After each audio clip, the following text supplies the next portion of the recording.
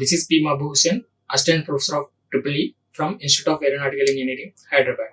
Today, in this video, we are going to discuss about the voltage distribution across a string of insulators and the string efficiency.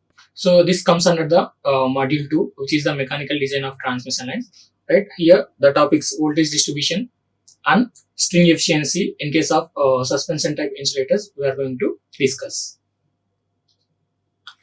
By the end of this lecture, the students will be able to know how the voltage will be distributed in a string of insulators, and also he can derive the expression for determining the string efficiency. First, let us see how the voltage will be distributed over a string of suspension type of insulator string. Suppose if you observe a transmission line, a practical transmission line system, it will be looking like this. So here, this insulator is a suspension type of insulator, and this insulator is having a number of discs connected in series. Right? It is looking like a string of insulators. So this insulator also called as a string insulators. Right? In this string insulator or suspension type insulator, we are having a number of discs which are connected in series with a metallic link. Right? The same insulator, if you represent in a diagram by considering only 3 insulators, it will be looking like this in the figure 1. Right? So here in the figure 1, we are considering only 3 insulators which are connected in series by a metallic link. Right? So this is the metallic link here. Okay. So with the metallic link, the 2 insulators are connected together. Okay. So that the final insulator is a string of insulators. Right now here, when the insulators are connected in series and they are suspended like this in this figure, so then how the voltage distribution will be there across each insulator. So that voltage distribution over this string of insulators we are going to discuss. Right. So here, as we know, so this is the support. So right, this support is nothing but it is like a cross arm of the tower. That cross arm of the tower is made up of a metal, and also this link which is between the 2 insulators, it is also a metal. Right. So between 2 metals, you are having the insulator disc. So here, if you take this arrangement, so upper one is one metal and below also one metal, and between you are having insulator as a dielectric medium. So now this forms one capacitor. Right. So here every insulator is connected between 2 metallic links. So because of that reason, the insulator will act as a capacitor. So this insulator is represented with capacitance C here. So this also represented with capacitance C, and this also represented with capacitance C, if all the 3 insulators are of the same size. Okay. So and the capacitance of this insulator disc is assumed to be equal to C for each insulator. Okay. So now here below this you are having the live conductor. Right. Now between this live conductor and this support structure, so support structure is connected to the ground. So, right. So between this live conductor and this support structure, if you measure the voltage, so that voltage is called the per phase voltage, P phase you can say. Right. Or this you can even simply represent as V. Okay. So V is the voltage across the total string. Okay. So now this applied voltage V, so which is between the live conductor and support structure, is distributed among all the 3 capacitances. Right. So now if you observe these all 3 capacitances, all 3 are connected in series. So when they are connected in series, as we know, in the series connection, the current will be the same. Right. Here you are having the live conductor. So from live conductor, the current flow will be there like this. Right. So now this current, so which is from live conductor to the all insulators, it will be the same. Why? Because these all insulators are in series. When the current is same, then voltage distribution across each insulator is also same. So if total voltage is V, so then in each insulator the voltage will be V by 3, V by 3 and V by 3. Okay. So now apart from this capacitance, you can also exist another capacitance which is called the mutual shunt capacitance. Right. So which is there between the metallic link and the tower structure. Okay. So if you observe the tower structure here, this is the tower. You assume that this is the tower which is connected to the ground. Okay. So now this is the cross arm. So the cross arm also connected to the ground. Why? Because it is connected to the tower only. So now, so here between this insulator which is having a capacitance C, the insulator capacitance you can also call it as a mutual capacitance or self capacitance. Okay. So now this capacitance. So in between you are having a metallic link, right? So now in this with this metallic link and with this ground, there is a air is there between this, right? So which means that between two metallic links. So one is tower support, another one is a metallic link which is connected between the two insulator discs, right? Now between these two you are having the medium as air. So now this air will act as a dielectric medium. Now here also there exists one more capacitance. That capacitance is called the shunt capacitance or pin to earth capacitance, right? So here one pin is there which is connecting two insulator. Now between this pin and the tower structure, so which is the ground, so there exists one capacitance which is called the pin to earth capacitance, right? Let us assume that C1 will be the pin to earth capacitance at all the pins, right? Now because of this pin to earth capacitance, if you observe the voltage distribution, now here you are having the live conductor. Now current from here is, let it be I. Okay. So then, so this current here at this node will be divided into two. So then this current again, so the current flowing in the third insulator, right? This is the insulator 1, this is the insulator 2, and this is the insulator 3, right? So current flowing in the third insulator we are assuming to be I3. Current flowing through the insulator 2 is I2 and insulator 1 is I1.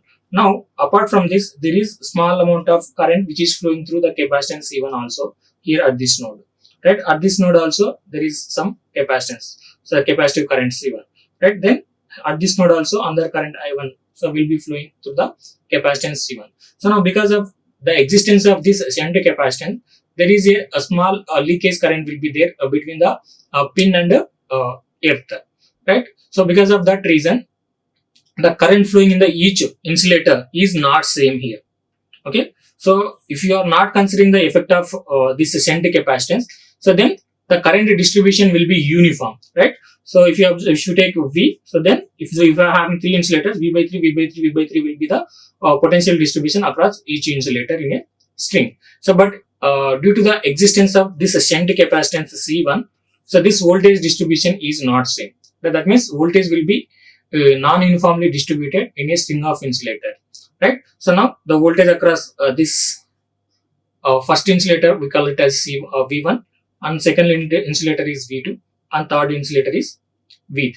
Now the total voltage V, so which is the voltage between the live conductor and this ground, so which is the phase voltage, this will be equal to V1 plus V2 plus V3. Okay, right? So always the value of V3 will be more than V2, it will be more than V1. So why? Because why it will be there, we will further discuss in the coming slides, right? Okay. So now there are some important points are there which you are have to remember if in a string of insulator, right? In a string of insulator, then if you observe the voltage, so voltage impressed on a string of suspension type insulator, so it does not distribute itself uniformly across the individual discs due to the presence of shunt capacitance, right? As we already discussed, due to the presence of shunt capacitance, voltage distribution across the all discs of insulators is not same. So which means that the voltage distribution is not uniform, right? And also the disc which is nearer to the conductor,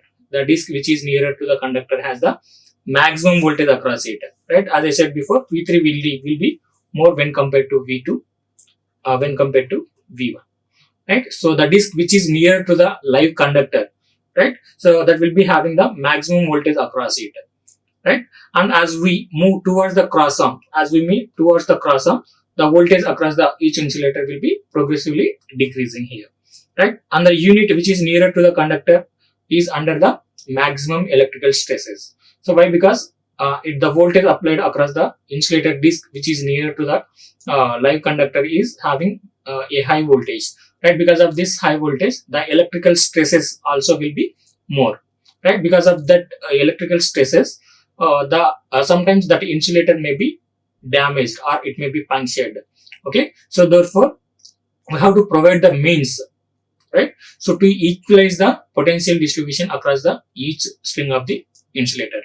Okay, so we have to provide, we have to take certain care such that the shunt capacitance will be minimized, so that voltage distribution across each insulator will be the same. So which is called the uniform voltage distribution, right? So that we have to achieve.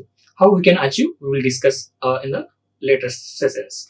Okay. Now, if the voltage impressed across the string is DC, suppose instead of AC, if it is voltage is DC. So then for DC voltage, the capacitance will act as a open circuit. Because of that reason, there is always equal voltage distribution is there in the string of insulator, right? So then the voltage across each unit will be the same if it is a DC voltage. So because insulator capacitance are ineffective for DC, as we know. Okay, so these are the important point what you have to remember. The first thing is that due to the presence of shunt capacitance, the voltage across the each string is not uniform. And the second point is that the voltage nearer to the disc which is nearer to the conductor will be having the maximum voltage across it. So because of this maximum voltage across the last disc which is nearer to the conductor, so more electrical stresses will be there. So because of these more electrical stresses, the insulator which is nearer to the conductor will damage certain times. So because of these reasons only, we need to have some means for having the equal potential distribution across the string of insulators. And if it is DC voltage, the capacitances are ineffective for DC. Because of this reason, the voltage distribution across the all the strings will be the same. So if it is a DC voltage, okay. So for AC type only, we will have the problem. So now let us see what is string efficiency.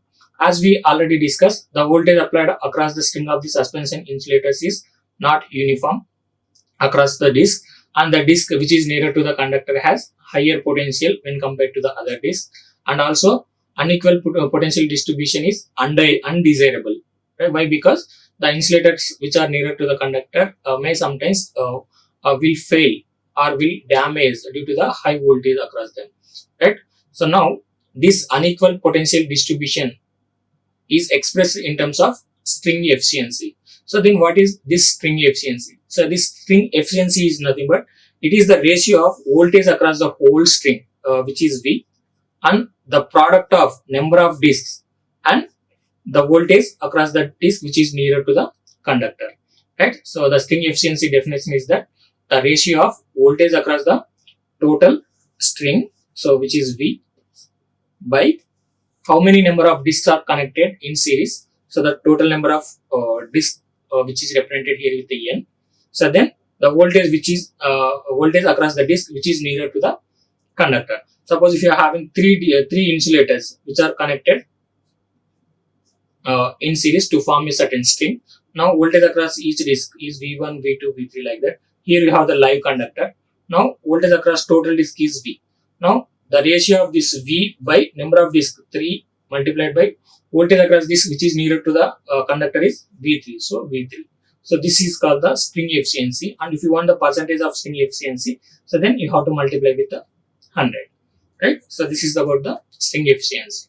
Okay. How you can derive the expression for string efficiency. So let us see. Okay. And before going to that, we have to make certain important points. Right, the important points which is regarding to the string efficiency here. Right, the string efficiency said it will decide the potential distribution along the string of the insulator. So if it is a DC, so for DC the string efficiency is always 100%. Right, as I said before, efficiency N is equal to V by for a 3 disc insulator string 3 into V3. Now this V3 will be equal to 1/3 of voltage if it is a DC voltage. So 1/3 of V it will be there. So if you substitute here in place of V3 V by 3, then 3 will get cancelled and V will get cancelled. And if you want the percentage here, so then the efficiency is 100%. So this 100% of string efficiency you can obtain only for DC. So if it is a DC, we will get 100% string efficiency. Alright, right? But if it is a AC, due to the presence of shunt capacitance, the voltage distribution is not uniform. When the voltage distribution is not uniform, the string efficiency will decreases. Right? So lesser the string efficiency means it is not desirable. Okay, the string efficiency, if it is very less, so that string of insulators are not desirable. Okay, so the greater the string efficiency, the more will be the uniform voltage across the string of the insulator. Okay, and 100% of string efficiency, it is the ideal case. So for which voltage across the each disc will be exactly the same. So this will this 100% string efficiency we can obtain only for DC type, DC supply, right? For AC type, it is always impossible to achieve the 100% string efficiency. Although it is impossible to achieve the 100% string efficiency, but we are making some efforts to improve the this string efficiency, which is close to the value of 100 as much as possible. Okay, right. So let us see the derivation for determining the string efficiency. Okay, so the mathematical expression for string efficiency. So to determine the mathematical expression for string efficiency, we are considering here 3 disc insulator string. So right, so each disc will be represented with capacitance, right? So this capacitance C. So these are the capacitance of insulators. Okay, and it there will here we are also taking the shunt capacitance, which is equal to C1, and we are assuming that the value of shunt capacitance C1 will be a fraction of C. Okay, suppose C is the self capacitance of the insulators, right? So if you have the insulator disc here, okay, remember, okay, so each insulator disc is having a capacitance C, let us assume. So then the shunt capacitance, which is represented with the C1, so this will be having a fraction of value of C. Okay, so this is the fraction of K represents the certain fraction. Okay, so now this K will be equal to ratio of C1 by C. So C1 is the pin to earth capacitance. So pin to earth capacitance by self capacitance. So self capacitance, sometimes also you can call it as mutual capacitance also.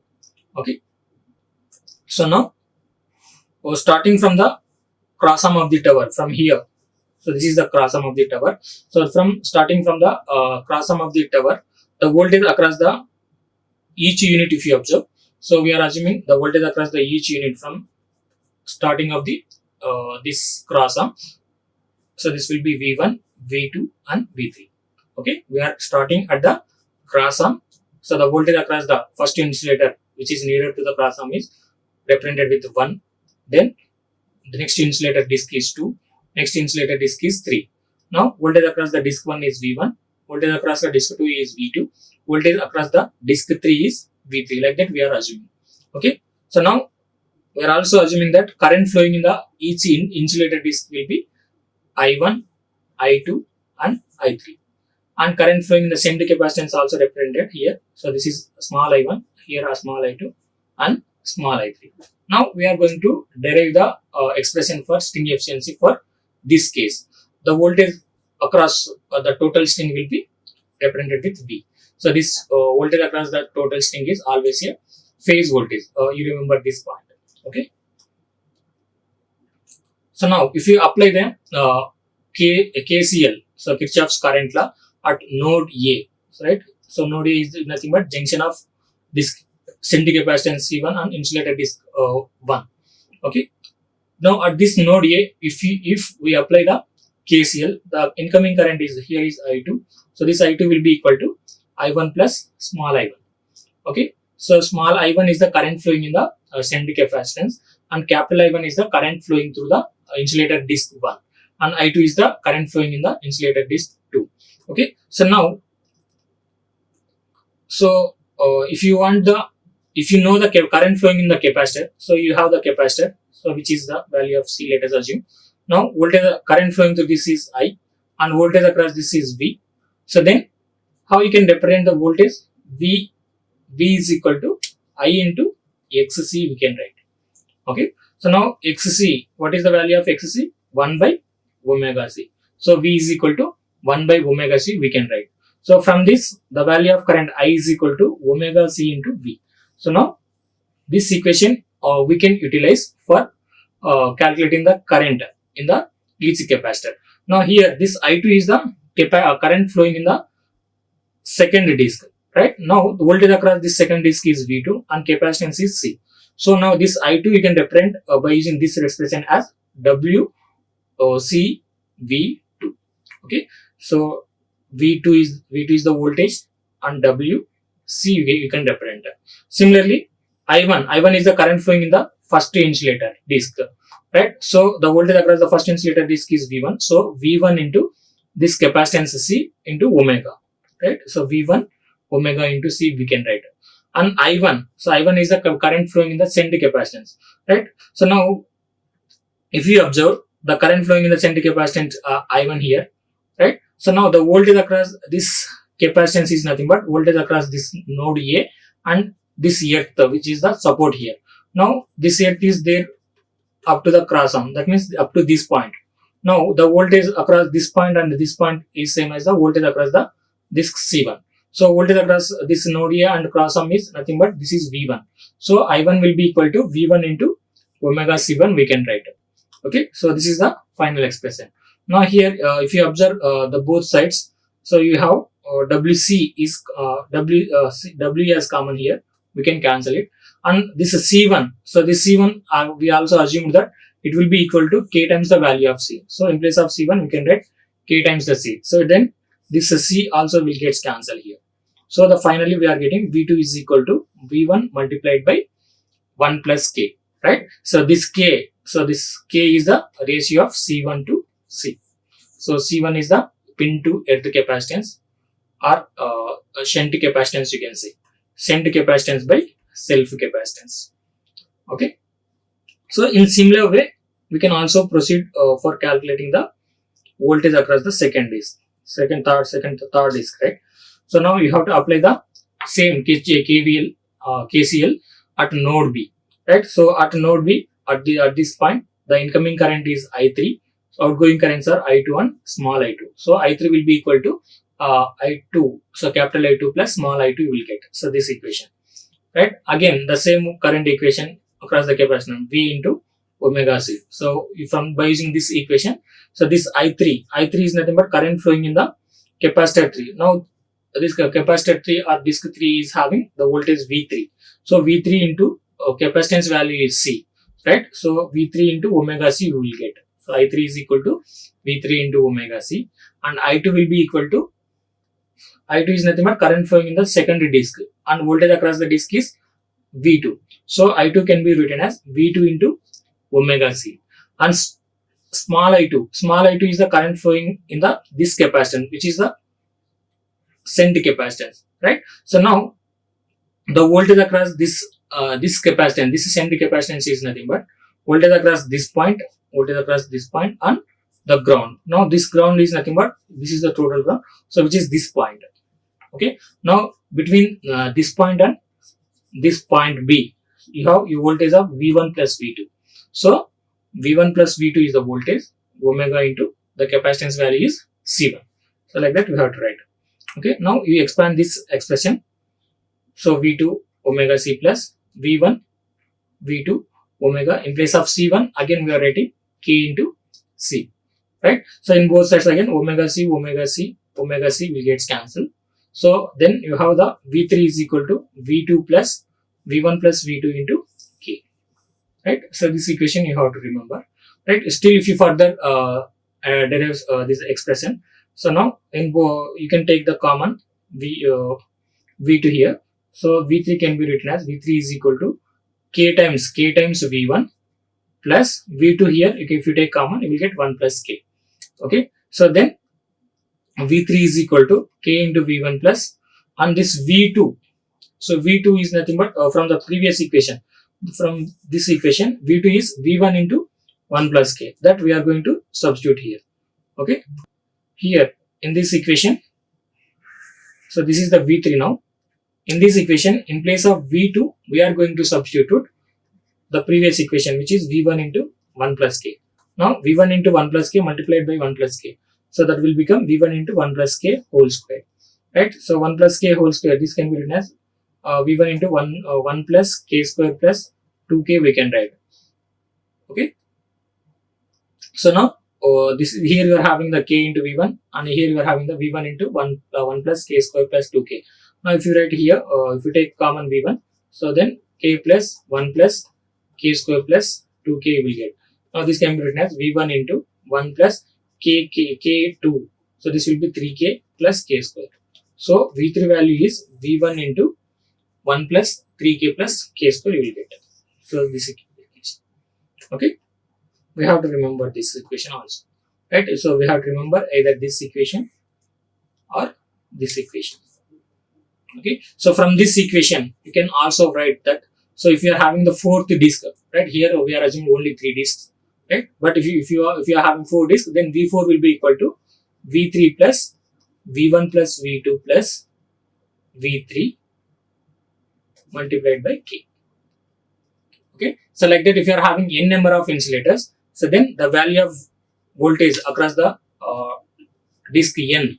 So Vn is equal to Vn minus 1 plus V1 plus V2 plus and so on up to Vn minus 1 multiplied by K. Right. This expression will be helpful in solving the problems. Right. So this equation you have to remember. Okay. So from this expression, you can determine the voltage across any insulator disk in a string of n number of insulators. Okay. So but here we are assuming only 3 disks, right? So V1. So from this equation, if you write the V1, what you will get? Not V1, V2 you write, right? V2 is equal to V1 plus V1 into K. So which is nothing but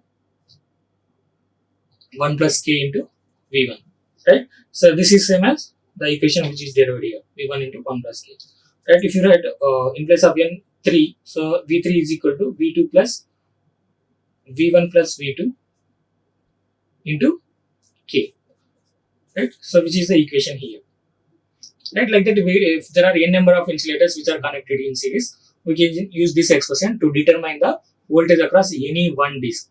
Okay. So now the voltage between the conductor and earth, if you see, so voltage between the conductor and earth is nothing but the total voltage across the string. Okay, this is the conductor and this is the earth. So the total voltage across the conductor and earth is nothing but total voltage V here.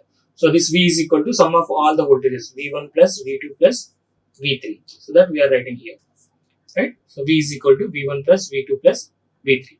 Now in place of V2, you can substitute the value of V1 into 1 plus K, which is from this equation. And in place of V3, you can write this equation, V1 into 1 plus 3K plus K square, that we are writing in place of V3.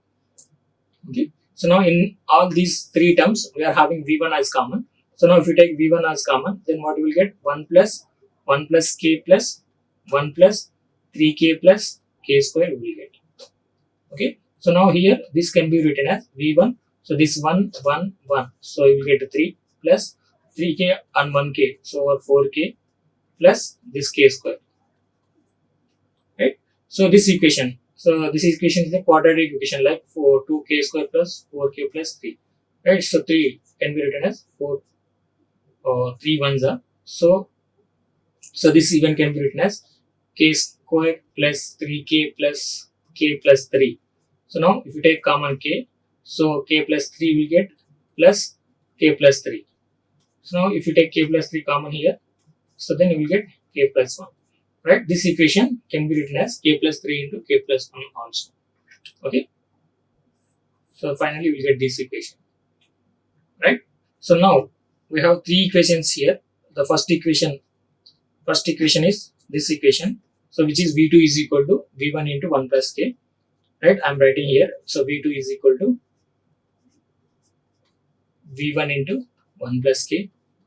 And then from the previous equation, V3 is equal to V1 into 1 plus K, 1 plus 3K plus K square. And the total voltage V is V1 into 1 plus K into 3 plus K or K plus 3 also you can write.